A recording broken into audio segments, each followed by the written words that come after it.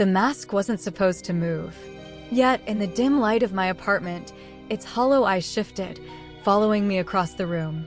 I froze, my breath caught in my throat, as if the air itself had grown thick. My trembling hand reached for the switch, but the mask's carved lips curled upward into the faintest smirk.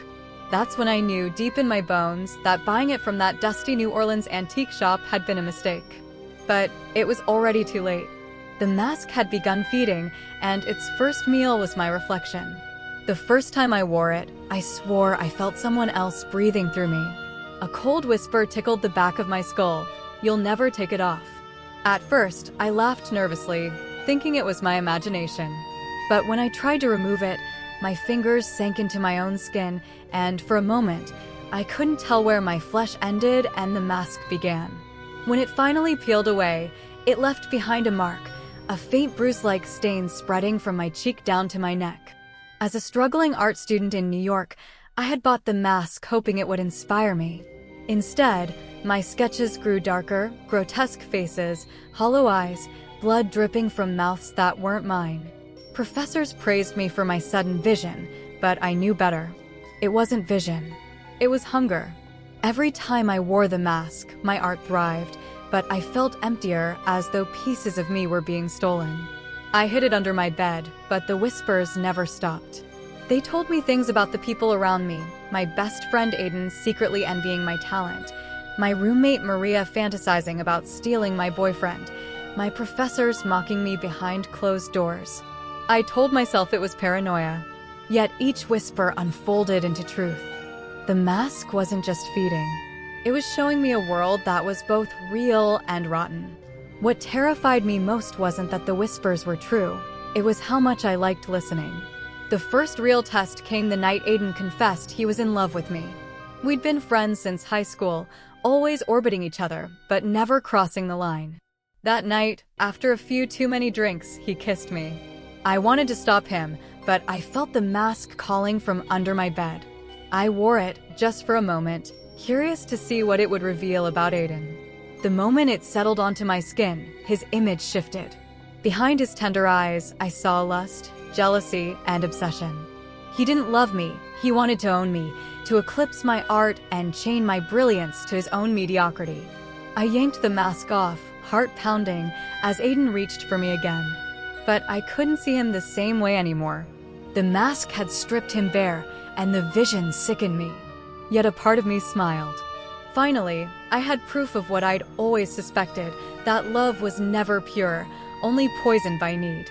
When Aiden left my apartment that night, I stared at my reflection. The bruise-like stain on my face was darker now, almost spreading like veins under my skin. I wanted to scream, but instead I laughed.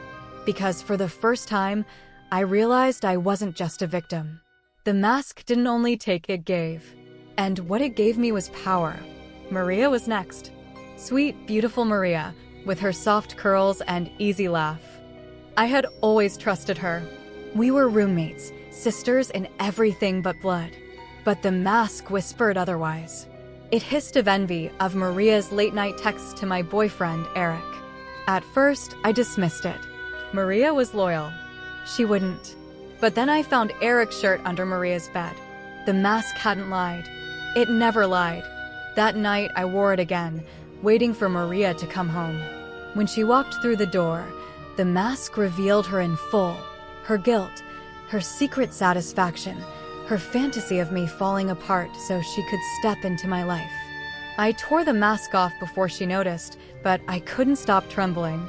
It wasn't just that Maria betrayed me. It was how much she enjoyed it. And the mask whispered, "Feed." I confronted Maria 2 days later. I didn't scream. I didn't cry.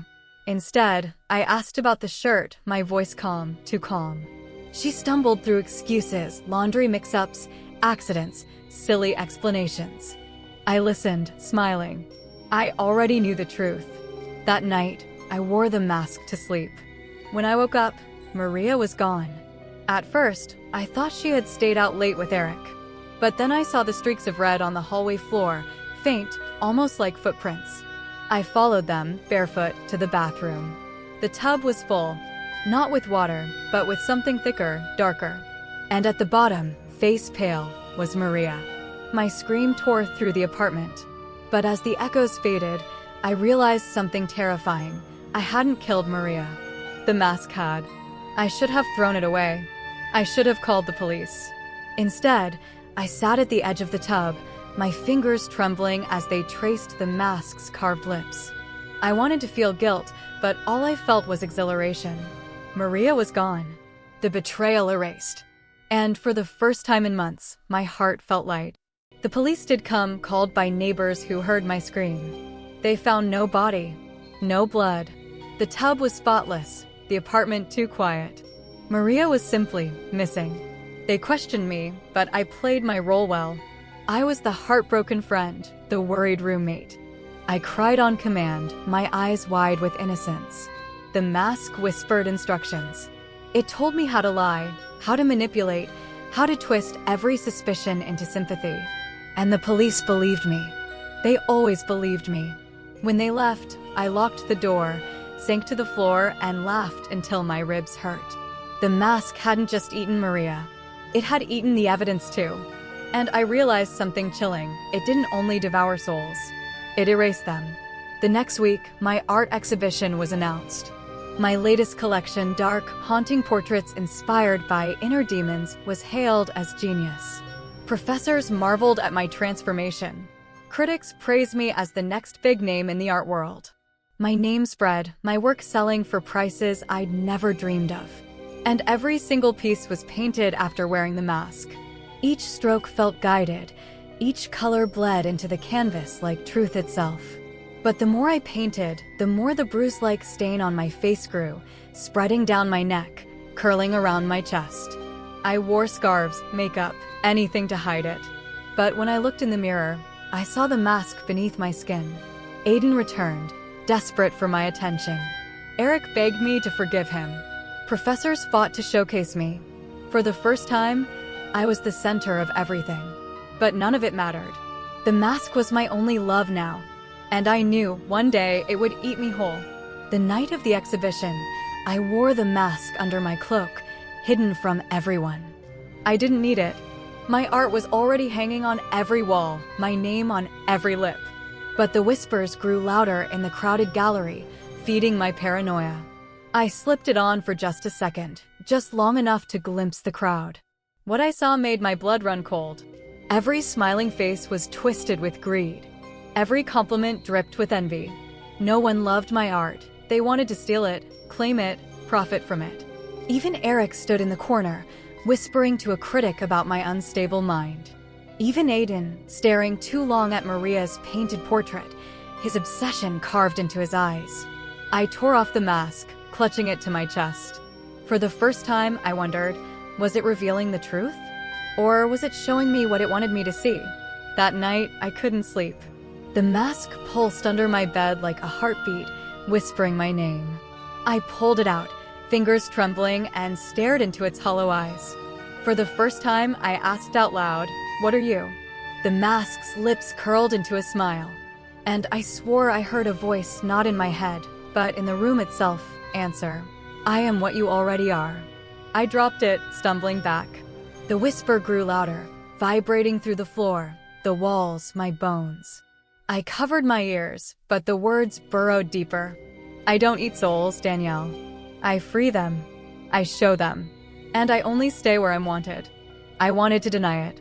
But as I looked at my reflection in the darkened glass, I realized something that froze my blood. I wasn't wearing the mask anymore. Yet its grin stretched across my face. My decline was slow, hidden behind makeup and charm. To the world, I was thriving. To myself, I was unraveling. The whispers turned to commands, the stains to scars. I no longer painted without the mask. I no longer slept without hearing it breathe. Eric finally confronted me. "You've changed," he whispered one night, his hand on mine. "You're not the same Danielle I fell in love with." My laugh was bitter. "You never loved me. You loved the idea of me. The weak, struggling Danielle who needed you. She's gone." But as Eric's eyes filled with tears, I felt something twist in my chest.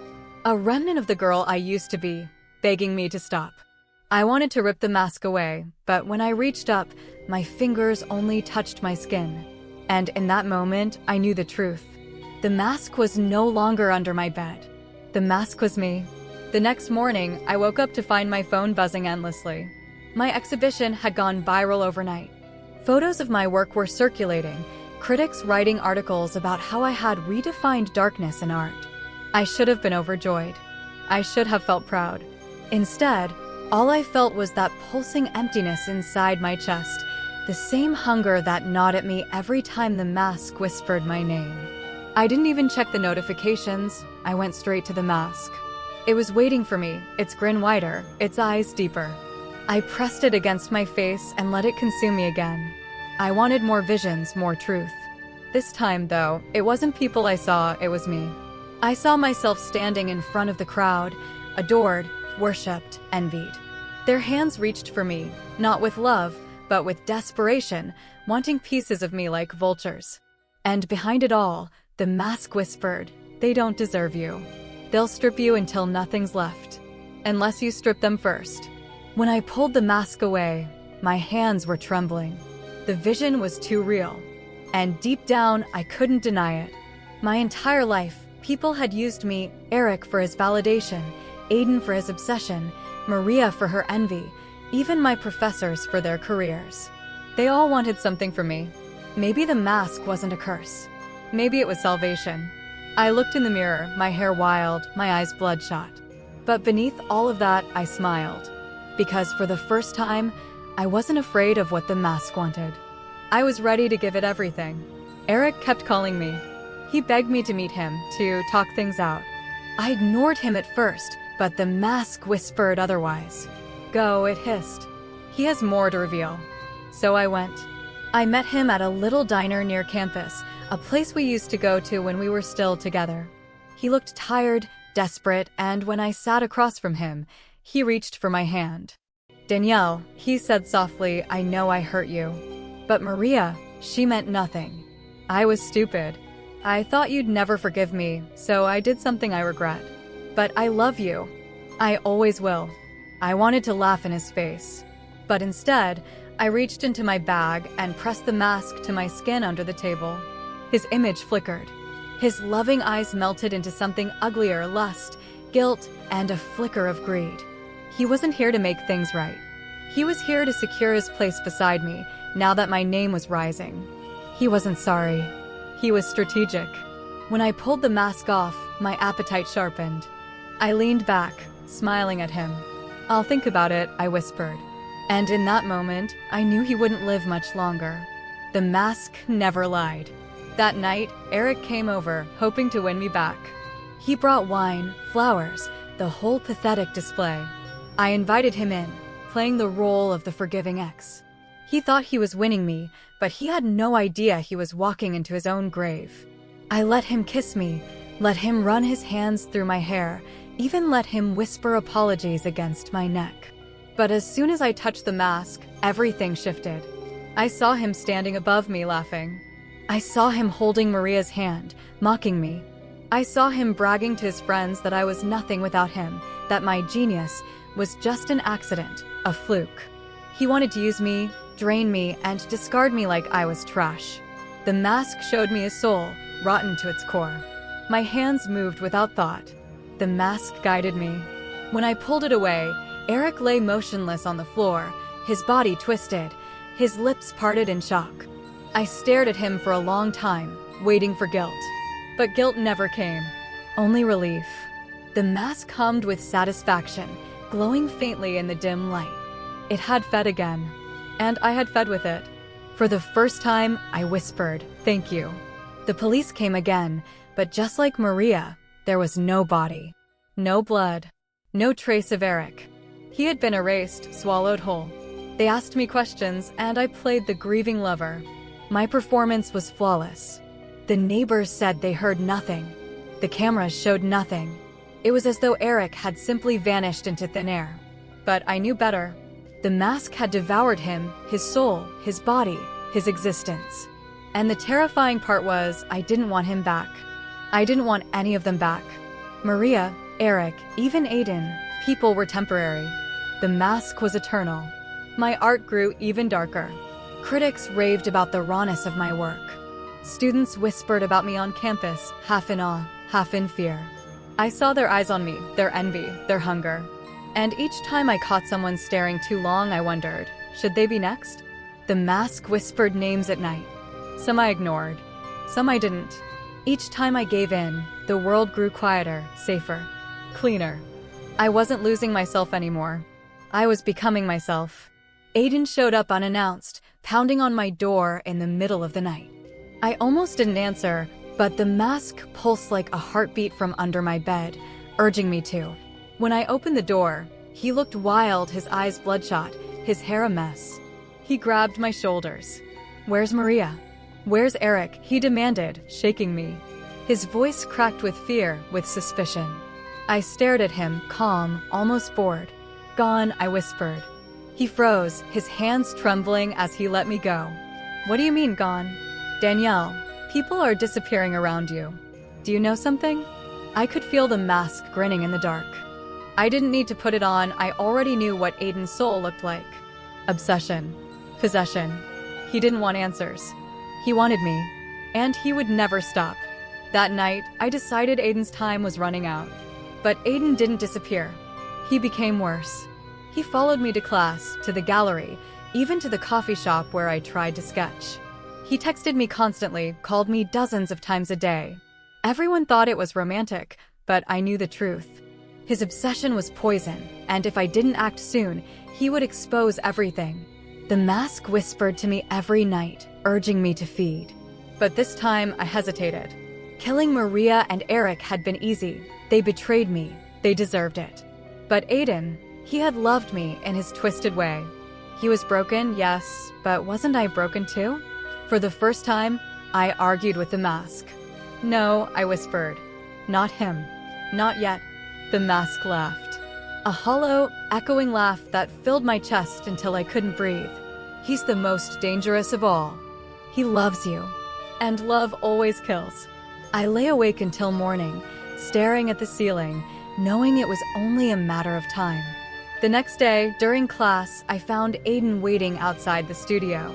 His eyes were wild, his face pale. He grabbed my hand, pulling me into the alley behind the building. "Danielle," he whispered, his voice trembling. "I know you're lying. I know something's wrong. Please, just tell me the truth." I stared at him, my heart pounding. I wanted to scream, to tell him to leave me alone. But instead, I smiled. "Come to my apartment tonight," I whispered. "I'll show you everything." His face lit up, hope flooding his eyes. "Really?" I nodded, though inside, my stomach twisted. Not with guilt, with anticipation. Because the mask was humming louder than ever, vibrating with hunger. That night, Aiden would see the truth. And he would never see anything again. When Aiden arrived, I welcomed him warmly. I poured wine, lit candles, played soft music. He thought it was a date. He thought I was finally letting him in. I watched him relax, his guard dropping, his eyes shining with adoration. He didn't know he was already dead. After dinner, I pulled out the mask. He laughed at first, thinking it was a prop. "Creepy," he joked, sipping his wine. "But kind of sexy." I slipped it on, and his soul ripped open before me. His love was there, yes, but beneath it was envy, control, rage. He didn't want me to thrive. He wanted me to belong to him, to dim my light so he could feel brighter. His love wasn't love at all. It was ownership. When I pulled the mask away, tears burned in my eyes. Not for him. For myself. For the girl I used to be, who once believed in love. By morning, Aiden was gone. This time, though, something was different. The police didn't come. No one asked questions. It was as though Aiden had never existed. His apartment was empty, his records erased, his name missing from every list. The mask had swallowed him completely, not just his soul, not just his body, but his history. I should have been relieved. But instead, I felt something gnawing at me, deeper than before. The mask wasn't just consuming people. It was erasing the world around me, piece by piece. Every disappearance left a silence behind, a gap in reality that only I seemed to notice. I tried to ignore it, to focus on my art, my fame, my new life. But the whispers grew louder, more insistent. More, the mask demanded. Always more. And I knew then, there would never be enough. My professors began to notice. They praised me, yes, but their eyes held something sharper now. Fear. Suspicion. Some whispered that my art was too dark, too disturbing, as though I had seen things no human should see. They weren't wrong. One night after class, Professor Miller cornered me. He looked at me with concern, his hand trembling as he placed it on my shoulder. "Danielle," he whispered, "I don't know what's happening to you, but it's not normal. I think you need help." I stared at him, silent, the mask burning in my bag. He thought he was saving me, but I could see the truth in his eyes. He wasn't worried about me. He was worried about himself, about how my work was overshadowing his own career. He didn't want to help me. He wanted to stop me. That night, I placed the mask on my face once again. Professor Miller's whispers of concern melted into jealousy, his kind eyes dripping with malice. He wanted me gone, and the mask wanted him next. I woke up drenched in sweat, the faint sound of whispers echoing through my room. They weren't the kind you could dismiss as dreams.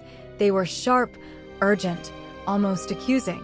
The mask lay on the dresser, its hollow eyes fixed on me. I didn't remember placing it there. My heart pounded so hard I thought it would break my ribs. I got up slowly, every step heavy, and reached for it, only to see my reflection smiling in the mirror while I was not. That smile wasn't mine. My lips trembled, but the reflection's grin widened until its teeth looked jagged, predatory. My knees weakened, and I stumbled back, knocking over the lamp. The crash broke the silence, and for a second, my reflection returned to normal.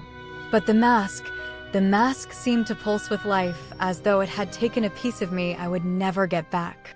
I wanted to run, to leave the room, but a strange pull rooted me to the floor. It felt like the mask was whispering directly into my blood, a vow that it would never let me go. And then I heard my name spoken aloud, in my own voice, from inside the mask. I grabbed the thing with shaking hands and shoved it into the bottom drawer, slamming it shut. My body felt drained, as though I had just survived drowning. I sat on the floor, clutching my chest, and wondered if anyone would believe me. The answer was no. I was already alone in this. But in the corner of my eye, the dresser trembled, and I knew the mask was laughing at me. The next day, I tried to go about life like nothing was wrong. I even forced myself to go to work at the antique shop where I'd first found the mask. The smell of dust and old would usually calm me, but today it felt suffocating. Every object seemed to watch me, accusing me of awakening something I shouldn't have. My boss, Margaret, eyed me suspiciously. "You look like death warmed over." "Rough night?" she asked, smirking in that way she always did when she thought she'd caught someone in a lie. I muttered something about insomnia, but her eyes lingered longer than usual, sharp and probing. I had the unsettling feeling she knew more than she let on. Around noon, a customer came in, a tall man with a scar across his cheek. He didn't browse like the others. His eyes scanned the store until they landed on me. He walked straight up, leaned over the counter, and whispered, "It's awake, isn't it?" My stomach dropped. I stuttered, pretending I didn't know what he meant, but his grin said otherwise. "You should be careful. Masks don't just eat faces. They eat hearts, souls, everything." Then, as quickly as he came, he turned and left, leaving me cold and trembling. I didn't tell Margaret, but when I looked up, she was watching me from the back room doorway, her eyes narrowing as if she, too, knew what mask he had spoken of. That night, I had another dream, or maybe it wasn't a dream at all. I was standing in the middle of a burning street, buildings collapsing around me, and people screaming. They weren't strangers. They were people I knew, Margaret, the scarred man, even my ex, Lena. They all reached for me, their eyes black voids, begging for help. And in the middle of the chaos was the mask, floating in the air like a beacon, its hollow eyes devouring everything. I tried to run, but every step dragged me deeper into fire. The screams grew louder until they became one unified howl, a sound that felt like it would split my skull open. Then the mask turned toward me, and in its place was my own face, twisted into something monstrous. When I woke, my throat was raw from screaming, and the sheets were tangled around me like a straitjacket. But what shook me most was the smell of smoke lingering in my room. The dream had followed me here. It was real, too real. I sat up, trembling, and checked the drawer. It was open. The mask was gone. Panic exploded in my chest. I tore through the room, searching everywhere, but it was nowhere to be found. I collapsed against the wall, shaking violently, when I noticed something etched into the wood of my dresser. "You can't hide from me." The mask had written to me. I couldn't stay in that apartment. Every wall felt like it was closing in, every shadow whispering secrets.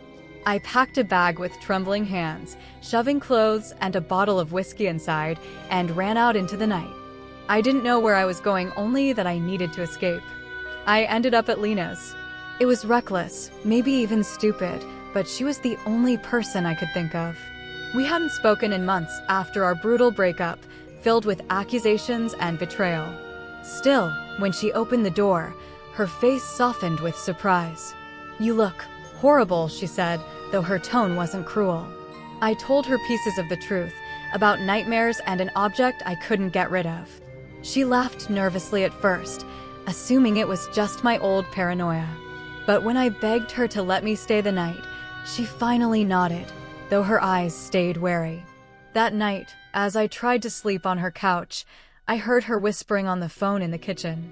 "I only caught fragments. He has it. Yes, I'm sure. No, he doesn't suspect." My blood ran cold. She knew about the mask. Worse, she was talking to someone else about it. I closed my eyes and pretended to sleep when she came back, but rage burned in my chest. Betrayal was a wound I knew all too well, and now it was festering again. By morning, Lena acted like nothing had happened. She made coffee, asked about my plans, and smiled as though the night before had been perfectly ordinary. I played along, hiding my suspicions, but my mind was racing. Who had she called? What did she know? While she showered, I snooped through her phone. My hands shook as I scrolled, searching for the last call. When I found it, my heart nearly stopped. The number belonged to Margaret, my boss, the one who had been eyeing me with suspicion all along. It wasn't just the mask haunting me, it was people circling me like vultures. They knew, and I was the prey. I felt sick, betrayed twice over, and yet some part of me still ached at Lena's duplicity. I wanted to scream, to shake her, but instead, I quietly put the phone back and slipped out of the apartment. I didn't make it far. As I turned the corner, I froze. The mask was sitting on the hood of my car, gleaming in the morning sun as though it had been waiting for me. And standing a few feet away, watching silently, was the scarred man. I froze on the sidewalk, the air sharp in my lungs. The mask was just sitting there on my car, as if it belonged to me, as if it had been waiting for me.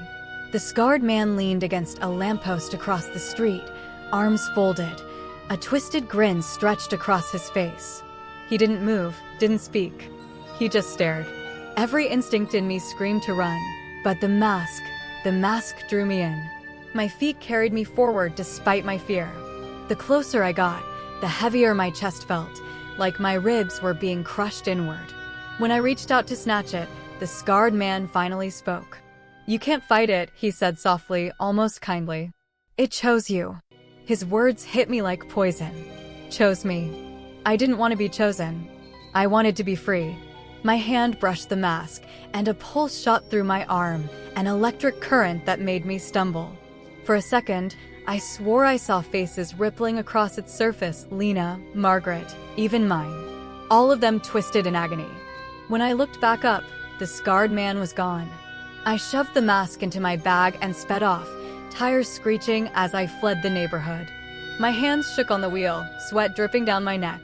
The mask seemed to hum inside the bag, a low vibration that resonated with my heartbeat. I wanted to toss it out the window, but every time I thought about it, a voice whispered, "You'll come back for me." I drove aimlessly for hours, ending up in a rundown motel off the interstate. The neon sign flickered like a dying heartbeat, and the lobby smelled of mold. The clerk barely looked at me as I paid cash for the night, desperate to disappear. Inside the room, I locked every bolt and shoved a chair under the door handle. I threw the bag into the corner and collapsed onto the bed, my body aching from exhaustion. But sleep wouldn't come. The mask whispered. It wasn't just words, it was memories. The first time Lena kissed me. The night she told me she loved me. The argument that tore us apart. The mask dragged every wound, every betrayal, into the open and replayed it like a cruel film. By dawn, I was crying, and the mask was laughing. The next day, I tried to convince myself I could walk away from it all. I packed the bag, left the motel, and drove to the edge of town where a river carved through the valley. The water churned violently, a perfect place to rid myself of this curse. I stood on the bank, mask in hand, my heart hammering. "This ends now," I whispered. I wound my arm back and flung it with all my strength. The mask soared into the air, spinning, before plunging into the current. I collapsed to my knees, sobbing in relief. But relief was short-lived. The water stilled. The ripples faded. And then, slowly, impossibly, the mask rose back to the surface, gliding against the current toward me. My stomach churned in horror. It slid onto the mud at my feet like it had never left me. I screamed, kicking it back, but it stuck to the ground like it had roots. My hands trembled as I backed away, the air thick with dread. No matter what I did, the mask would always return. I fled the river, my mind unraveling. Everywhere I looked, I saw faces twisted in silent screams, shadows flickering just out of reach. The mask wasn't just haunting me, it was breaking reality itself. Back at the motel, I found the door ajar. My blood froze. Someone had been inside. I stepped cautiously, every nerve screaming. The room was empty, but the bag that once held the mask was gone. Panic swallowed me whole. Who had taken it? Was it Lena? Margaret? The scarred man? Or had the mask simply walked away on its own? The thought alone made my stomach twist. I tore the room apart, searching for any clue, but found nothing until I checked the bathroom mirror. Written in steam across the glass were 3 words, "I'm inside you." I stumbled back, gagging, clawing at my chest as though I could rip it out. But the whisper inside me confirmed the truth. I didn't need to carry the mask anymore. It was part of me now. The days blurred into one another. I stopped eating, stopped sleeping, only existing in a haze of whispers and shadows. I saw people staring at me wherever I went, some with pity, others with fear. Did they see it too? Did they know? At the diner, a waitress leaned close and whispered, "You should have burned it," her eyes wide with terror. I froze, fork in hand, trembling. Before I could ask her what she meant, she walked away quickly, refusing to look at me again. I left without finishing my meal, the whispers louder than ever. On the street, I spotted Lena standing by a lamppost, waiting. Her hair was tied back, her eyes rimmed with exhaustion. She smiled weakly when she saw me, but I didn't trust it. Not anymore. She stepped forward. "You're not okay," she said softly. "Let me help you." But behind her gentle words, I swore I saw hunger. I wanted to push her away, to scream at her for betraying me, but my heart ached. Lena had been my everything once, and some part of me still longed for her touch, her comfort. The mask whispered, "She wants it. She'll take it from you." I pulled back, shaking my head. "Stay away," I warned. Her face fell, but then something flickered in her eyes, frustration, anger. She reached for my arm anyway, her grip stronger than I remembered. "You don't understand," she hissed. "This isn't just about you. It's bigger." Margaret told me. She cut herself off, biting her lip. My rage boiled. Margaret again. Always Margaret. "Tell me everything," I demanded. But before she could answer, my vision blurred. The mask's whispers drowned her out, louder, louder, until all I heard was mine. Mine. Mine. I blacked out in the middle of the street. Lena screamed the last sound I heard. When I woke, I was in a dark basement. My wrists were tied, the ropes digging deep into my skin. My head pounded, and the stench of mildew filled my nostrils. Panic clawed at my throat. Across the room, Lena sat in a chair, her face pale. Margaret stood beside her, arms crossed, a cruel smile tugging at her lips. "Finally awake?" Margaret asked, her voice dripping with satisfaction. "What do you want?" I croaked, struggling against the ropes. Margaret's eyes gleamed. The mask. We know you have it. Or rather, it has you. Lena looked away, guilt etched across her face. Betrayal stung sharper than the ropes. They weren't here to save me, they were here to take it. The mask pulsed inside me, furious at the thought of being stolen. Margaret stepped closer, her breath hot on my face. You have no idea what kind of power you're holding. That mask, people have killed for less. And you're just wasting it. Her words slithered into me, poisoning my thoughts. She wanted me to believe she could harness it better, control it. But I knew the truth. The mask couldn't be controlled. It consumed. It devoured. Lena finally spoke, her voice trembling. We don't have to fight. Just give it to us. We can share it. The desperation in her tone made bile rise in my throat. Share? There was no sharing. Only hunger. The mask roared in my head, urging me to tear free, to spill blood, to destroy them both. For the first time, I felt its desire align with my own. And that terrified me. That night in the basement stretched endlessly. Margaret left for a while, leaving Lena to watch over me. She sat across from me in silence, her eyes glassy, like she was holding back tears. Finally, she whispered, I didn't mean for it to get this far. I wanted to protect you. My laugh was bitter and broken. Protect me? You sold me out. Her lip quivered, and she reached out to touch my face, but I pulled away. The mask growled inside me, feeding on my rage. It wanted her gone. It wanted them all gone. But beneath my fury, a sliver of love still remained, fragile and unwanted. And I hated myself for it. The ropes tightened as though alive, binding me harder, making me realize the mask wasn't just inside me, it was controlling everything around me now. Margaret returned with a box, ancient, wooden, covered in strange carvings. She placed it on the floor and opened it carefully. Inside was another mask, cracked and faded, its features almost skeletal. My stomach lurched. There was more than one. This is older, Margaret explained, reverent, but weaker. Yours is stronger. Together, though, her eyes gleamed with hunger. Together, they could make us gods. The thought of her wearing a mask, merging with mine, filled me with dread so deep I thought I'd choke. The whispers inside me screamed in fury, promising to destroy anyone who dared touch it. Margaret reached for me, her fingers brushing my chest like she could pull the mask out by force. Pain exploded in my body, white-hot and unbearable. I screamed, but the voice that came out wasn't mine. The scream that tore from my throat rattled the walls, but it wasn't my voice. It was guttural, ancient, layered with tones I didn't recognize. Margaret staggered back, clutching her ears, while Lena cried out, covering her face. The basement shook like an earthquake had split the ground beneath us. I felt the ropes snap free, not because I'd broken them, but because the mask wanted me free. My body moved before my mind caught up, standing tall, towering even, my shadow stretching unnaturally long across the damp floor. Lena whispered, "What are you?" Her voice cracked with terror. My chest burned, and I wanted to tell her I was still me, that I hadn't vanished entirely. But when I opened my mouth, all that came out was a hiss, hungry. Margaret, ever defiant, scrambled to her feet. "Good," she said breathlessly. "Feed it. Feed it with me. Together, we'll be unstoppable." Her greed was unshakable, even in the face of horror. The mask laughed inside me, and I realized with horror it liked her ambition. I lunged forward, pinning Margaret against the wall with one hand. Her eyes widened, but she didn't scream. She stared at me with wild hunger, like she wanted this as much as I dreaded it. "Take me," she whispered. "Take my soul if that's the price."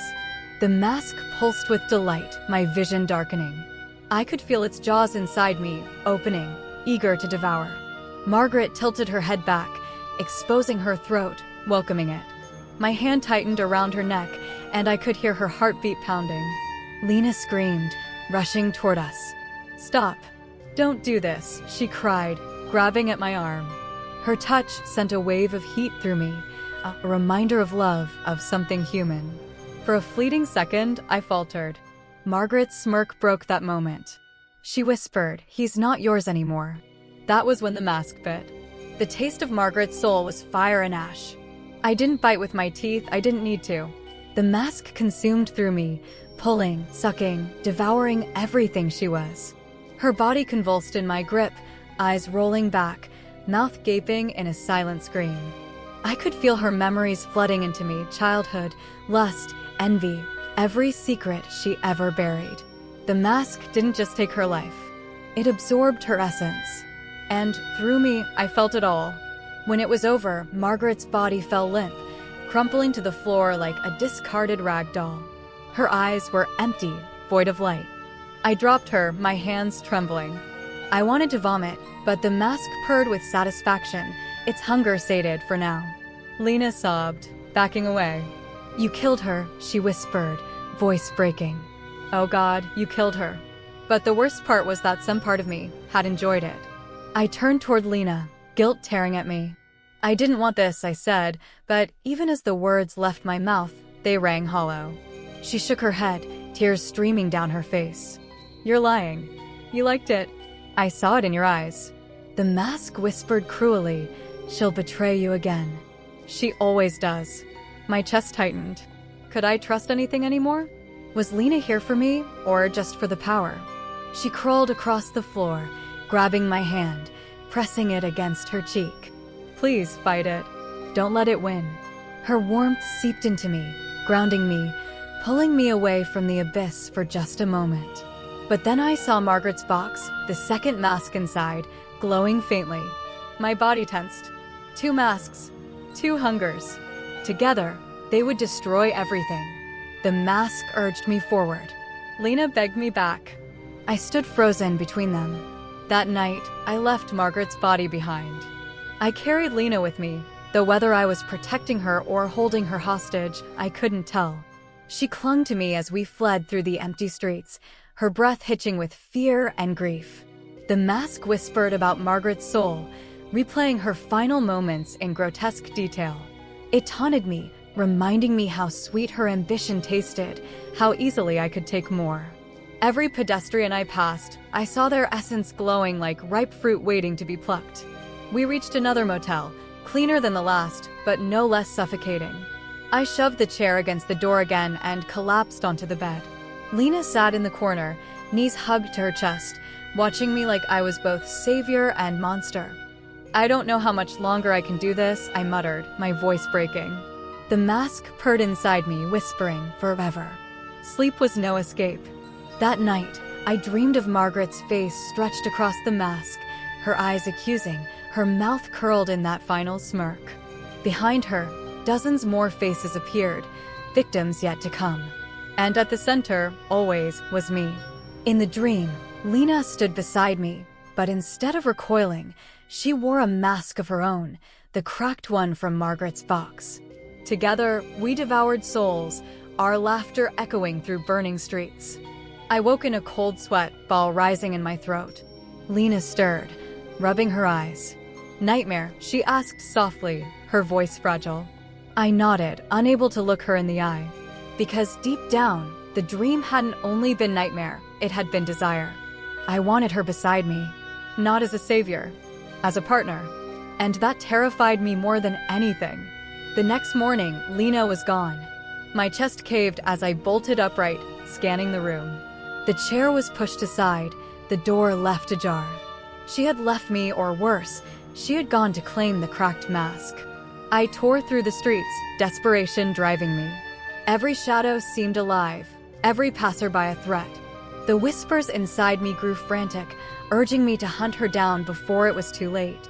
At the antique shop, I found the door unlocked. Inside, dust coated the counters, but the air was charged, electric. On the floor, Margaret's box lay empty. My blood turned to ice. The cracked mask was gone, and Lena had taken it. I staggered backward, my chest heaving. The betrayal burned deeper than any wound. She hadn't been trying to save me, she'd been waiting, watching, for her chance. And I had handed it to her by walking away. The mask inside me raged, furious at being challenged.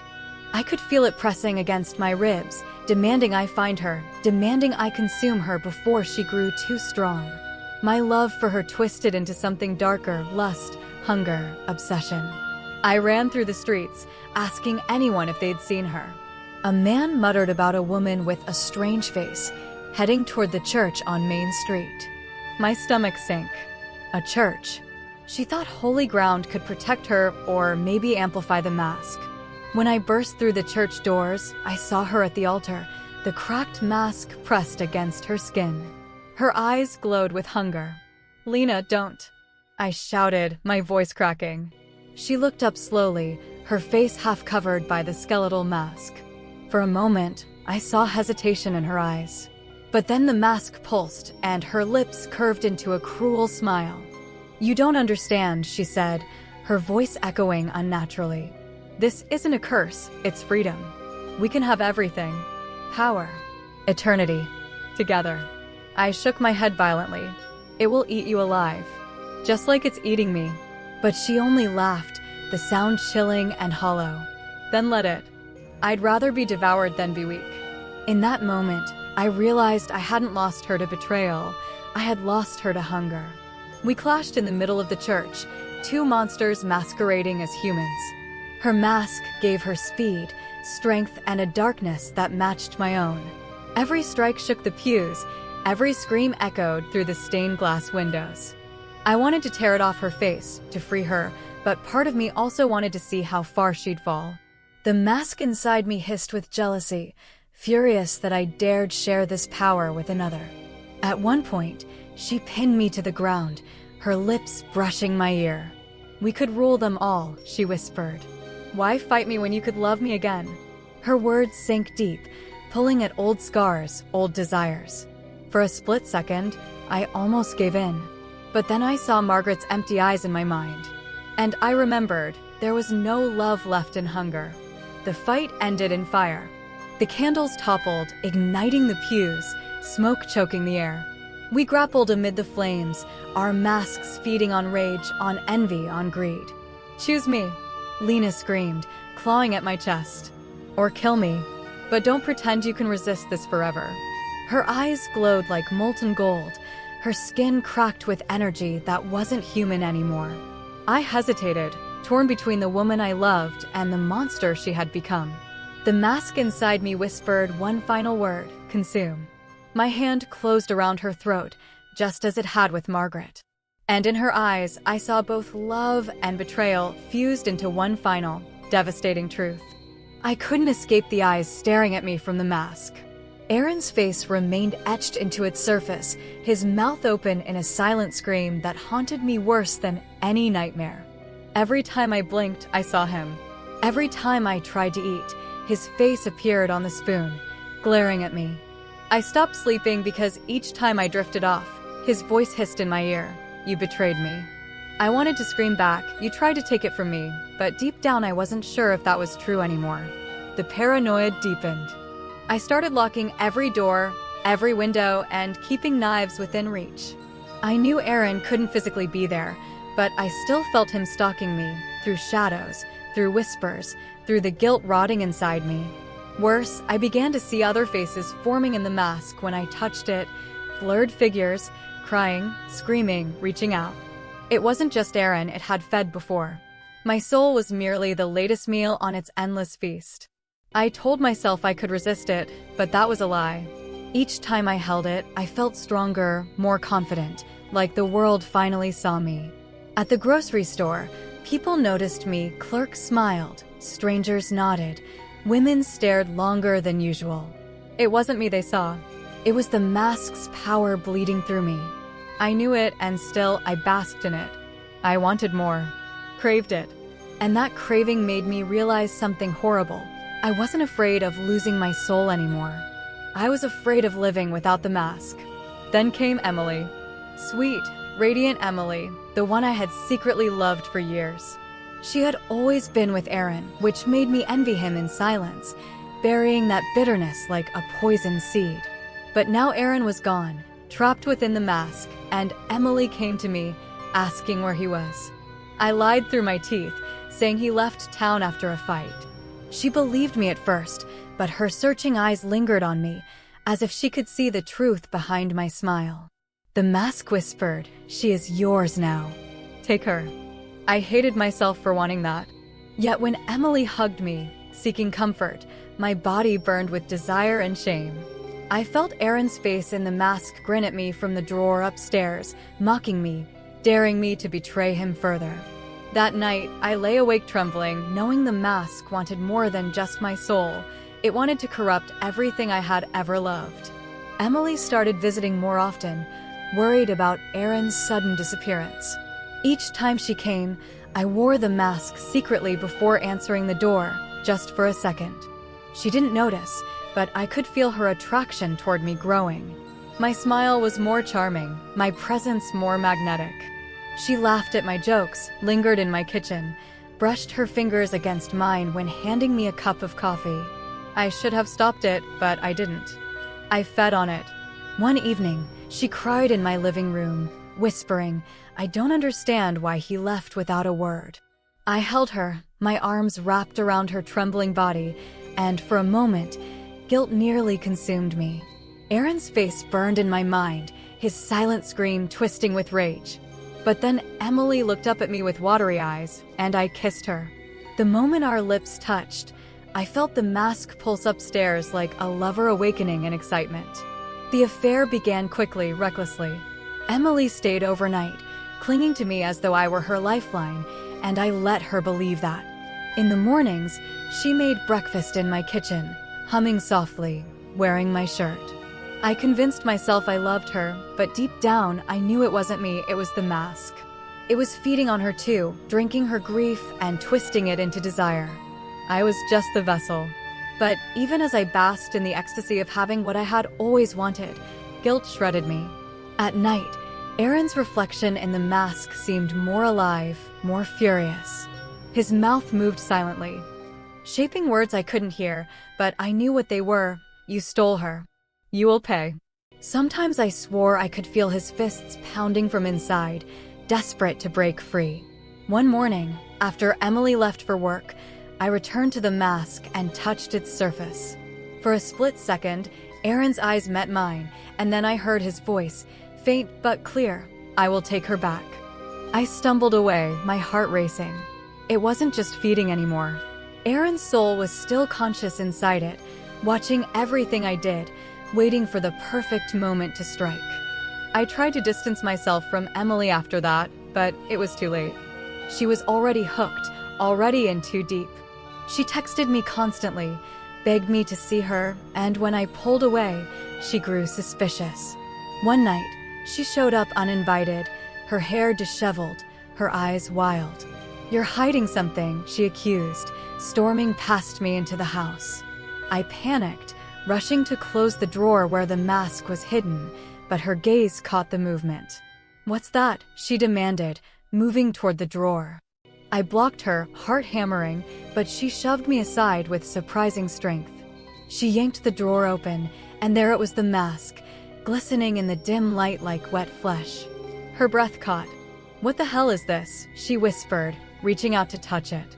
I grabbed her wrist, screaming, "Don't." But it was too late.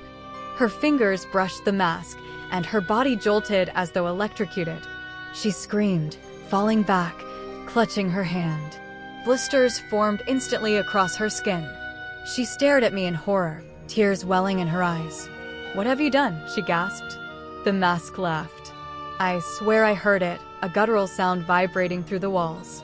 Emily's face twisted with betrayal, realization dawning on her. "Aaron," she whispered, staring at the mask, her voice breaking. "He's in there, isn't he?" My throat tightened, but no words came out. My silence was enough. Emily backed away from me slowly, shaking her head. "You killed him. You killed the only man who ever loved me." The words sliced through me sharper than any blade. Before I could move, she bolted out the door, leaving me alone with the mask's laughter echoing in my skull. And in that moment, I realized I had not only lost my friend, I had lost the woman I claimed to love too. The nights grew darker after Emily left. I didn't see her, didn't hear from her, but I felt her presence everywhere. My phone buzzed with calls that had no voice on the other end. My emails filled with blank messages. Sometimes I swore I saw her face reflected in windows, watching me with cold fury. I didn't know if it was her or Aaron using her image to torment me. Then, one night, the mask whispered something new. She will betray you. She will destroy you. I clutched it, screaming for silence, but the whispers only grew louder. I dreamed of Emily wearing the mask, her face melting into Aaron's, both of them laughing at me. When I woke, the mask wasn't in the drawer anymore. It was lying beside me in bed, as though it had slithered there on its own. I started drinking heavily, trying to numb the madness. Whiskey, vodka, anything I could get my hands on. But no matter how drunk I got, the mask's presence remained sharp, cutting through the haze. One night, stumbling in the kitchen, I saw Aaron's reflection in the knife blade, grinning. I threw the knife, shattering the window, but his laughter lingered, crawling under my skin. The paranoia became unbearable. I stopped leaving the house. Curtains drawn, doors bolted, phone off. I existed only in the company of the mask, staring at it, whispering to it, sometimes begging it for forgiveness. But forgiveness never came, only hunger. It wanted more. It demanded another soul. And deep down, through the haze of fear and whiskey, I knew exactly whose soul it craved next. Emily's. I couldn't stop thinking about Emily. Her face haunted me worse than Aaron's. Her eyes, wide with betrayal, her lips trembling as she accused me of killing him, it replayed in my mind like a curse. But beneath the guilt was a darker craving. The mask whispered her name constantly, almost chanting it. Emily, Emily, Emily. I knew what it wanted. It wanted her soul. And the most terrifying part? A part of me wanted the same thing. I tried to resist. I really did. I told myself I loved her, that I couldn't hurt her, not after everything. But the whispers gnawed at me, breaking down every defense. She doesn't love you. She only loved him. Take what's yours. I drank to drown it out. Pills, too. Nothing worked. Each time I closed my eyes, I saw her face slowly melting into the mask, her screams joining Aaron's, their souls trapped together, writhing. It both disgusted and aroused me. Finally, I cracked. I put on the mask again, pressing it against my skin, letting it fuse to me. The rush of power surged through me, addictive and intoxicating. My reflection was unrecognizable, a flawless, godlike version of myself. I smiled, admiring the way even my shadow bowed before me. That night, wearing the mask, I walked to Emily's house, unafraid of anything, feeling unstoppable. She opened the door reluctantly, clearly surprised to see me. Her eyes were swollen from crying, her voice sharp with rage. You shouldn't be here. But then her expression faltered. She stared at me as if seeing me for the first time, drawn in by the mask's enchantment. You look different, she whispered. I stepped inside without asking, confident, magnetic. She didn't resist. The mask was already working on her. We talked for hours, or maybe it was minutes. I couldn't tell anymore. Time dissolved in the glow of her gaze. When I kissed her, she didn't push me away. She clung to me instead, desperate, needy. And in that moment, I realized the mask had given me everything I had ever wanted. Emily in my arms, her body trembling against mine, her soul ripe for the taking. The affair deepened quickly, dangerously. Emily was consumed by me, unable to resist the charm the mask projected. We made love recklessly, her voice breaking with sobs that melted into moans, grief and desire tangled into one. Each time, I felt the mask feeding, draining her life force subtly, as though it were siphoning her from the inside out. She grew paler, weaker, but she didn't notice. She thought it was grief. I knew the truth. I told myself I would stop, that I wouldn't let the mask devour her like it had Aaron. But each time I tried to resist, the hunger in me won. The taste of her despair, the rawness of her need, it was intoxicating. And the mask whispered encouragement. She was never his. She was always yours. I started believing it. Then one night, as Emily lay asleep beside me, I glanced at the mask on the nightstand. For the first time, I noticed something new. Aaron's face wasn't alone anymore. Behind him, faint but growing clearer, was Emily's. Her features twisted in horror, her mouth open in a silent scream. My chest tightened. She wasn't even dead, yet her soul was already slipping into its prison. I stumbled back from the bed, staring at her fragile body. She looked peaceful, innocent, unaware of the fate awaiting her. I wanted to shake her awake, to scream at her to run, but I didn't. Because if she ran, I would chase her. I was too far gone. The mask wouldn't allow me to let her go. I sat on the floor that night, cradling my head in my hands, tears burning my eyes. I realized I was becoming the very thing I feared. Not a victim of the mask, a willing accomplice. The next day, Emily confronted me. She had noticed her declining health, the way her strength drained after every night with me. She stood in my kitchen, pale and trembling, clutching her chest. "What's happening to me?" she whispered, her voice cracking. My throat tightened, but I couldn't bring myself to lie anymore. "It's the mask," I confessed, pointing toward the cursed object resting on the counter. "It feeds on you. On everyone." Her face crumpled in horror as she realized the truth. "Aaron," she choked out. I nodded, unable to speak.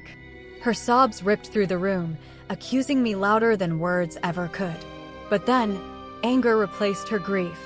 She grabbed a knife from the counter, her hands shaking violently. "I should kill you," she spat, her eyes blazing with hatred. "You killed him. You ruined me." I didn't move. A part of me wanted her to do it, to end this nightmare. But the mask had other plans. The knife flew from her hand before she could even strike. It clattered against the wall as if yanked away by invisible force. Emily screamed, stumbling back, her eyes wide with terror. The mask glowed faintly, humming like a predator warning its prey. "It won't let you hurt me," I whispered, my voice trembling with equal parts fear and pride. "I'm bound to it now." Emily's face twisted with disgust. "Then you're already dead."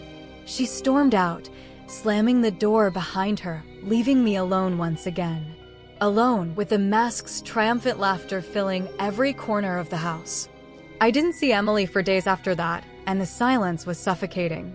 I called, texted, even went to her house, but she ignored me completely. That should have been my chance to escape, to lock the mask away forever and walk into the light. But I couldn't. The mask pulsed with anger, demanding her soul, and my own desire wouldn't let me rest. I needed her back, not just her body, but her essence. On the 5th night, I broke. I put on the mask again, letting it fuse into me, becoming the flawless version of myself. My reflection smirked back at me, arrogant and cruel. "She is yours," it whispered through my lips. "Take her." My body moved before my conscience could stop it. I drove to Emily's house at midnight, the streets eerily silent. Her lights were off, but I knew she was there. I crept inside like a shadow, every step soundless under the mask's power. She lay in bed, curled under the sheets, her face peaceful in sleep. My heart ached seeing her like that, pure and untainted. But the mask didn't see purity, it saw prey. I sat on the edge of her bed, brushing her hair from her face with trembling fingers. She stirred, eyes fluttering open, confusion melting into terror when she saw me. "Get out," she whispered, voice trembling. But I couldn't. The mask had rooted me there, urging me closer. "You're mine," I whispered, my voice not entirely my own. Her scream ripped through the night, but no one came. No one ever came. The mask was already feasting, and I was helpless to stop it. Emily's decline was rapid after that night. She stopped leaving her house, barely answered my calls. When she did, her voice was frail, broken, as if every word drained her. The mask grew stronger with each passing day, its surface gleaming brighter, Aaron's face clearer, Emily's image now fully visible beside him. They screamed silently together, two souls trapped in its prison, their hatred for me radiating like fire. I knew I should feel guilt, horror, shame. But instead, I felt invincible. The mask filled me with energy, charisma, dominance. Strangers admired me everywhere I went. I got promoted at work, people hung on my every word, women flirted shamelessly. The world bent to me, and I reveled in it. The mask had given me everything I thought I wanted. But in quiet moments, when the noise of life faded, their faces returned. Aaron glaring, Emily weeping, both accusing me silently. I tried to drown it with sex, with money, with alcohol, but nothing worked. Their presence clung to me like shadows. And the whispers grew louder, demanding more, always more. The mask didn't want to stop at Aaron and Emily. It wanted everyone. And I was starting to want the same. I realized then, I wasn't fighting the mask anymore. I was becoming it. I woke up to the sound of whispering, though I was completely alone. The whispers didn't come from outside my room. They vibrated inside my skull, faint yet insistent. They weren't words I could understand, but the tones dripped with temptation, promises of power, seduction, and revenge. I pressed my palms to my ears, but the voices only grew louder, feeding me flashes of faces I knew. Sarah laughing, Marcus staring with envy, Emily crying out. They wanted me to see them, to remember every betrayal. The mask wasn't just haunting me anymore, it was rewriting me. My chest tightened as I stumbled to the mirror. My reflection had grown strange again, my eyes no longer fully mine, pupils faintly ringed with a glowing crimson hue. The more I tried to resist, the more my reflection seemed to smirk without me. It whispered back in the same voice I had been hearing, repeating, "Let them all pay." I pressed my forehead against the glass, praying this wasn't real. But deep inside, a sickening realization gnawed at me. My soul was slowly being chewed away, bit by bit, leaving behind something feral. I told myself I could fight it. I told myself I wasn't weak. But the whispers reminded me of Marcus kissing Sarah, of Emily lying to protect herself, of every person who had used me, discarded me, or hidden their true face. "You've been the victim too long," the mask's voice said. "It's time you devoured them first." My fists trembled, torn between fury and guilt. I couldn't tell anymore where the mask ended and where I began. The most terrifying part wasn't the mask's voice, it was the pleasure I felt listening to it. As much as I hated it, there was a part of me that agreed. A part that wanted to see them ruined, to taste the sweet poison of vengeance. My morality, once sharp as glass, was dulling into nothing but shadows. I wasn't scared of the mask anymore. I was scared of myself. And when I glanced back at the mirror one last time, my reflection was gone. The glass showed only a mask, floating, breathing, pulsing, as if my face had never existed. The whispers didn't stop, even when I left my apartment. They followed me into the streets, clinging like humidity in a storm. Crowds bustled past, but I felt cut off from them, invisible, as though the mask was drawing me deeper into another plane of existence. When I brushed against strangers, their skin felt colder, like the mask was draining them through me. I shuddered and pulled back, terrified at what might happen if I lingered too long near anyone. I wandered into a cafe, needing something normal, needing coffee, needing people. Sarah was there. Of all the cursed coincidences, she was laughing with Marcus in the corner booth, their faces too close, their whispers thick with intimacy. My throat burned. The mask inside me hissed, "They don't deserve to breathe the same air as you." They hadn't seen me yet. For a moment, I debated leaving, running before the mask could push me. But then Marcus's hand slid over Sarah's, and the mask pulsed against my skin like it was alive, begging for blood. I tried to look away, but my eyes locked on them like a predator watching prey. I heard a chair scrape, and then Sarah finally noticed me. Her smile faded, replaced with unease. Marcus turned, his face pale, guilt etched in his jaw. "Hey," he stammered, as if seeing me was a ghost returned from the grave. I didn't answer. I only stared, silent, as the mask whispered the sweetest command. "They belong to you, one way or another." When I finally walked out, the whispers had grown quiet, not because I'd resisted, but because they were satisfied. Something had already shifted inside me.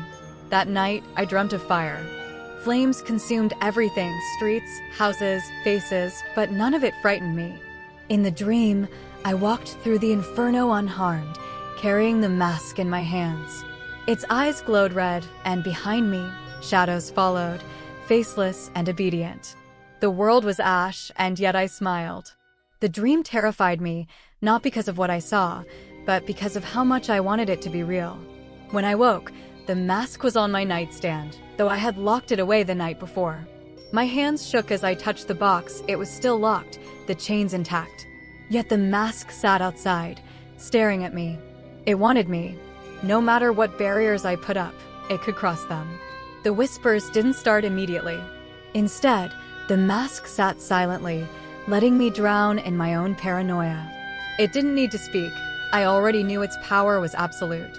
For the first time, I admitted to myself that there might be no way out. My soul wasn't being eaten, it was being replaced. I paced the room, arguing with myself, whispering desperate bargains to empty air. If I destroy it, will this end? If I give it what it wants, will it stop? My voice cracked. My body ached as though I'd been carrying the mask for decades instead of weeks. My reflection in the dark window sneered back at me again, cruel and smug. And then I heard a voice behind me, not the mask's, but Emily's. Soft, pleading, "Please, don't lose yourself."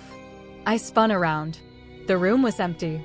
The following morning, I found Emily waiting for me outside my building.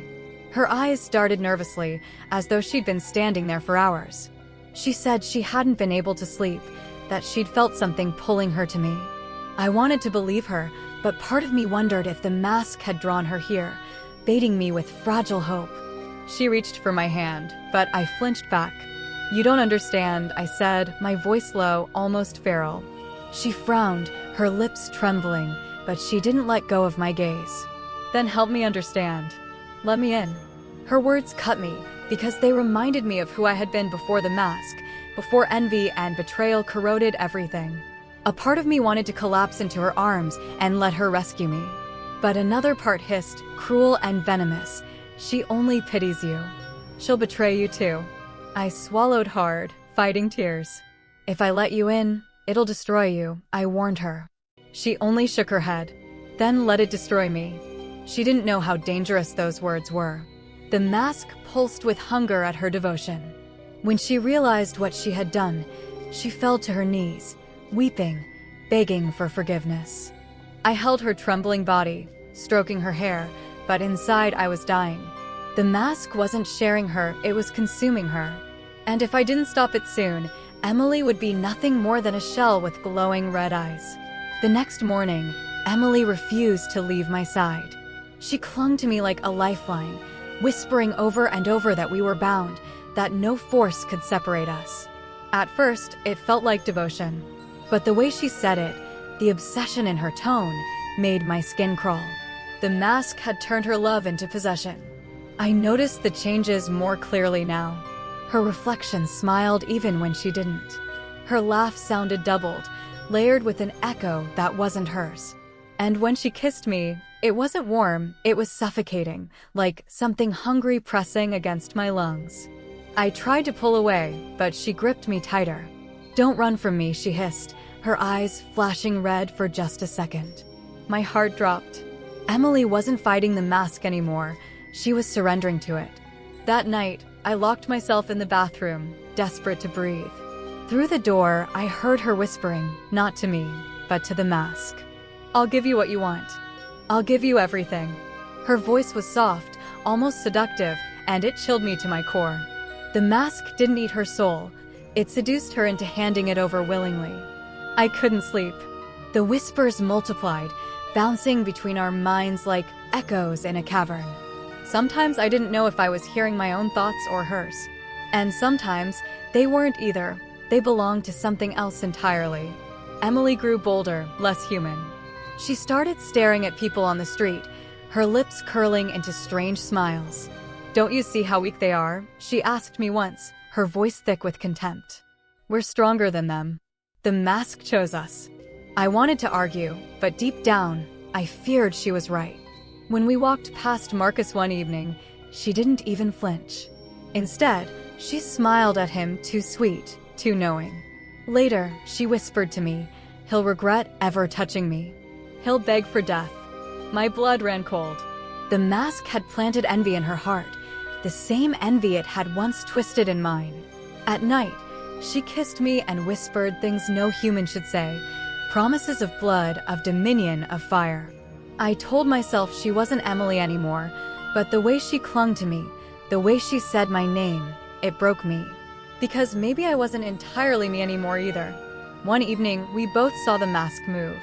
It wasn't on my face, nor hers. It floated in midair, glowing faintly, hovering between us like it had been watching the whole time. Emily gasped in awe, but I fell back in horror. The mask tilted toward her, its hollow eyes locking onto hers. She stepped forward as if hypnotized. My body shook with terror. "Don't," I screamed, but she ignored me. She reached out, fingers trembling with anticipation, and when she touched it, the mask pulsed, releasing a sound like a heartbeat. The room shook, lights flickering, shadows dancing across the walls like living creatures. The mask didn't need a face anymore. It had found enough life in both of us to animate itself. It was no longer an artifact. It was alive. Emily laughed, a strange, chilling laugh that didn't sound like her at all. "Do you see? It's beautiful," she whispered. I staggered back, feeling my sanity slipping further. And when the mask finally spoke aloud, its voice echoed through the room. "One soul is never enough." After that night, we couldn't leave the apartment without feeling watched. The mask's presence lingered everywhere, reflections in puddles, faint outlines in windows, whispers in the air. Emily seemed thrilled, feeding off the chaos. I, on the other hand, was drowning. I tried to escape one morning, slipping out while she slept. But as soon as I stepped into the street, I felt my chest constrict, like invisible hands were crushing my lungs. My vision blurred, the mask's laughter echoing in my ears. I collapsed on the pavement, gasping. Emily found me minutes later. Instead of panic, her face was smug. "You can't run," she said, pulling me up. "It won't let us go. We're chosen." Her tone carried both pride and madness.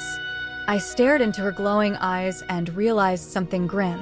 She didn't want to be free anymore. She wanted the mask. She craved it the way addicts crave their next fix. And maybe I did too. One night, Emily kissed me so hard it hurt, biting into my lip until blood spilled between us. She licked it, her eyes wide, her breath quick. "Do you taste it?" she whispered. "The mask is inside us both. We're already gods." Her words terrified me, but I couldn't deny the strange rush I felt. It wasn't just bloodlust, it was euphoria, addictive and sweet. For the first time, I understood why she had stopped resisting. The mask made pain taste like pleasure, love taste like hunger. We collapsed together, trembling, whispering each other's names like confessions. But behind every kiss, every touch, I felt the mask watching, feeding, growing stronger. I told myself I still loved her, that my devotion could pull her back.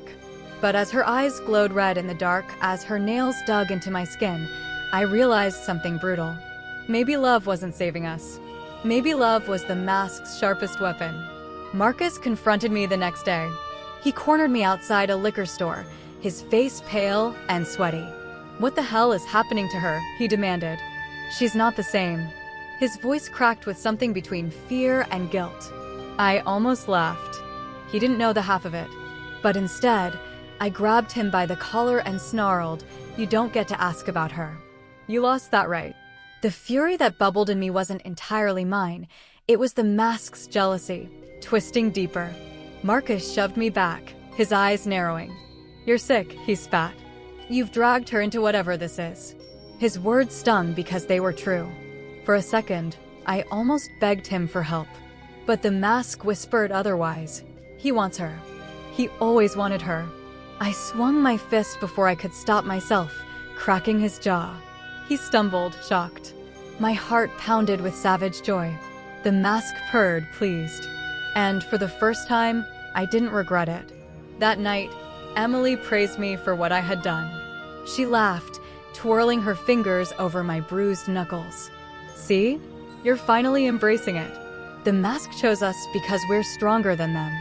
They deserve nothing." Her words wrapped around me like silk, dangerous and alluring. I wanted to believe her. I wanted to drown in her madness and pretend it was love. But somewhere deep inside, a small part of me still screamed. We stood in front of the mirror together. Our reflections stared back, but they weren't us anymore. Our eyes glowed, our smiles stretched unnaturally wide, the mask floating between us like a crown. For the first time, I realized what we looked like to the world, monsters. Emily pressed her forehead to mine and whispered, "Let's give it what it wants." The mask pulsed eager. And I knew she meant more than just us. The next day, Emily brought someone home. A stranger. A young woman she claimed she'd met at a cafe. The woman looked nervous, glancing between us, clearly sensing something was wrong. Emily smiled sweetly, too sweetly, and offered her wine. I froze, my chest tight. I knew what Emily was doing. She was feeding the mask. As the stranger sat down, Emily caressed her shoulder, whispering softly, her voice laced with unnatural charm. The woman's eyes glazed over, her body relaxing as if under a spell. My stomach churned with horror. I tried to stop it. "Emily, no," I pleaded. But she ignored me, her eyes glowing faintly. The mask hovered in the corner, pulsing with hunger. And when the woman's scream finally tore through the apartment, it was already too late. The stranger's scream echoed through my skull, but Emily didn't flinch. She held the woman down, whispering soothing words that sounded more like a lullaby for the damned. The mask floated above them, pulsing with every heartbeat, drawing the scream out of her throat like it was drinking her fear. My hands shook as I stood frozen, torn between saving the woman and running for my life. Her eyes rolled back, her body convulsing as the mask's glow deepened. I stumbled forward, grabbing Emily's arm. "Stop. You're killing her." But Emily only turned to me, her face radiant, almost euphoric. "Don't you see? This is what it was always meant for. This is how we live forever." The woman's soul, or whatever was left of it, seemed to flicker out of her body, a faint shimmer that the mask devoured with a guttural hiss. She went limp in Emily's arms, lifeless. My stomach twisted violently, ball rising to my throat. I staggered back, horrified. Emily stood, her lips stained red, her eyes glowing. She looked like a goddess bathed in hellfire. "It chose us," she whispered, stepping toward me. "And now it's feeding us." But when I looked at the woman's lifeless body, all I saw was murder. I buried the stranger in the dead of night. My hands were raw, blistered from digging through the frozen soil behind the building. Emily watched silently, her face unreadable, her arms crossed like a sentinel. She didn't help, didn't protest. She just observed, her eyes glimmering faintly with that red glow. When I finished, sweat dripping down my back, I collapsed beside the crude grave. My chest heaved with guilt. "We're monsters," I whispered. My voice cracked like glass. "We killed her." Emily crouched beside me, her hand caressing my cheek. "No, love," she purred. "We transcended. She was nothing. We are everything." Her words were sweet poison, seeping into my mind, numbing my guilt with twisted logic. But no matter how much she whispered, the truth clawed at me. I had let it happen. I had stood there, paralyzed, while the mask consumed someone innocent. And deep down, a sickening fear took root. This wouldn't be the last. The mask grew stronger with each passing day. Its whispers weren't whispers anymore. They were commands. It told us where to go, what to do, who to bring. Emily obeyed eagerly, her devotion absolute. I resisted, but resistance only made the mask angrier. It punished me with visions, bloody, grotesque scenes of people I knew torn apart, their souls ripped from their bodies. It made me hear their screams, taste their fear. When I tried to sleep, it pressed those visions into my dreams until I woke drenched in sweat, gasping for air. Emily slept peacefully beside me, a smile on her lips, as though she welcomed the torment. She was already gone, swallowed whole. I clung to the fragments of myself that remained, but they were slipping through my fingers like sand. Sometimes I thought about ending it all, about taking a knife to my own throat before the mask could devour me completely. But the whispers always stopped me. If you die, she dies too. It knew exactly how to chain me. And so I endured. Emily started bringing more people. At first, they were strangers, lonely souls she lured with her beauty and charm. But soon, they weren't strangers.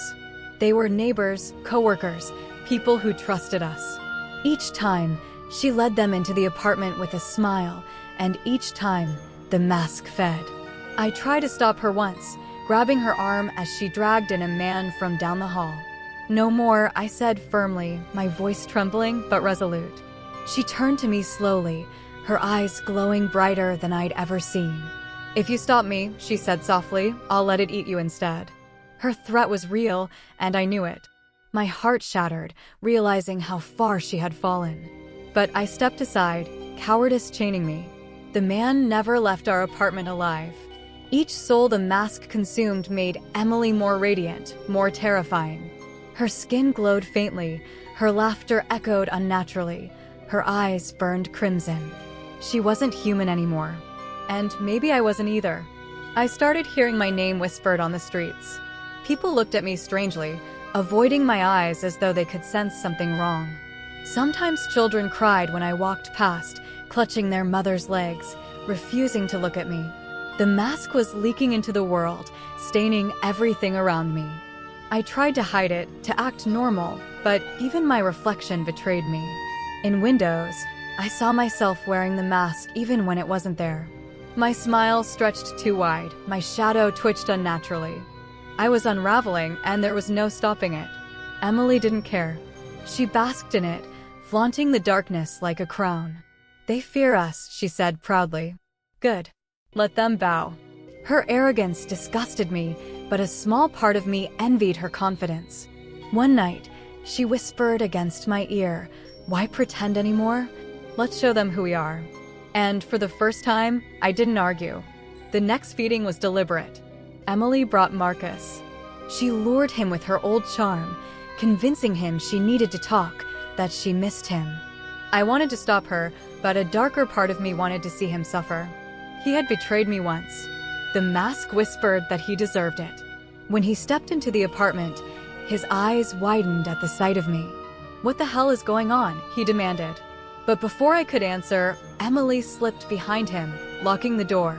The mask floated closer, humming like a predator circling prey. Marcus's face drained of color as he realized the danger. "You're insane," he hissed, backing away. Emily only smiled sweetly. "No, Marcus. We're free." I should have saved him. I should have pushed Emily away, destroyed the mask once and for all. But I didn't. I stood there, frozen, as Marcus's screams filled the air. And when the mask devoured him, I felt something sickeningly sweet, relief. After Marcus, everything spiraled. The guilt that should have crushed me only numbed into silence. My conscience didn't scream anymore, it whispered faint excuses. "They betrayed you. They deserved it. You're only surviving." I hated myself, but I couldn't stop. Emily kissed me after, tasting of blood and smoke, her body trembling with ecstasy. "Do you feel it?" she whispered. "We're becoming gods." I didn't answer, but the mask whispered for me, yes. We were killers. Monsters. And yet, the mask twisted it into something intoxicating. It told us we weren't evil, we were chosen, evolved. The weak were food, the strong were eternal. And as much as I tried to deny it, part of me believed. The mask started showing me futures. In flashes, I saw cities burning, crowds screaming, souls ripped from bodies like ribbons of light. I saw myself standing beside Emily, both of us crowned with red halos, ruling over a world of ashes. At first, I dismissed it as delusion, just more tricks. But Emily saw them too. One night, as we both convulsed in visions, she whispered, "It's not a dream. It's destiny." Her voice was filled with awe. The mask was no longer whispering, it was prophesying. Promising us a kingdom of shadows. Promising eternity. And the most horrifying part? I wanted it. The hunger spread beyond Emily and me. Strangers we passed in the street sometimes shuddered, their eyes flickering red for just a moment before clearing. Shadows in our building moved without their owners. Children whispered about a red face in their rooms at night. The mask wasn't just ours anymore, it was leaking into the world, infecting others. Feeding on fear, growing stronger. Emily was ecstatic, laughing, dancing in the chaos. I was terrified. If it kept spreading, it wouldn't stop until nothing human was left. But how could I fight it when it lived inside me? When I craved its whispers as much as I feared them? I told myself I still had time to choose, that I could end it before it consumed everything. But deep down, I wasn't sure I wanted to. Emily and I stood on the rooftop one night, staring out over the city. The mask hovered between us, glowing like a blood-red moon. The streets below hummed with life, but to me, they looked like prey waiting for slaughter. Emily slipped her arm through mine, her eyes glinting with hunger. "This city doesn't deserve to live," she whispered. "But we do. Let's take it." Her voice was soft, but it carried a terrifying conviction. The mask pulsed in agreement.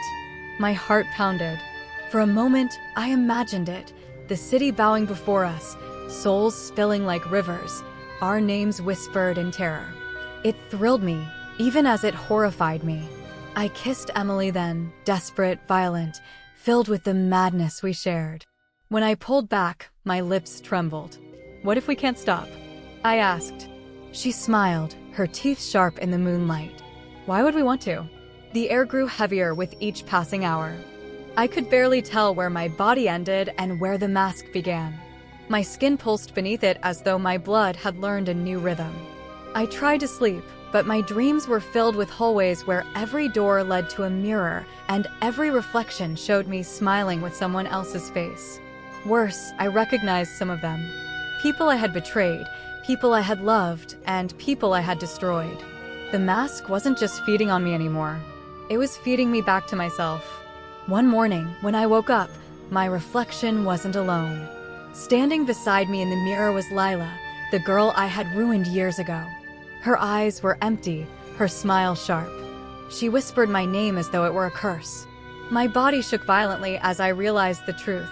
Every soul I had devoured through envy, greed, or lust was trapped within me now.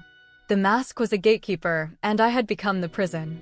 When she reached out and touched my reflection's hand, I screamed, because I could feel it in my real flesh.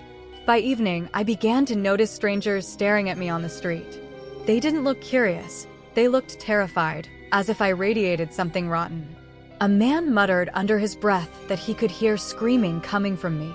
Another woman crossed herself and spat on the ground when I passed. The mask wasn't invisible anymore. It was leaking through me, making its presence undeniable to the world. I wondered if the mask had chosen me only to eventually expose me, and then, perhaps, consume everyone around me.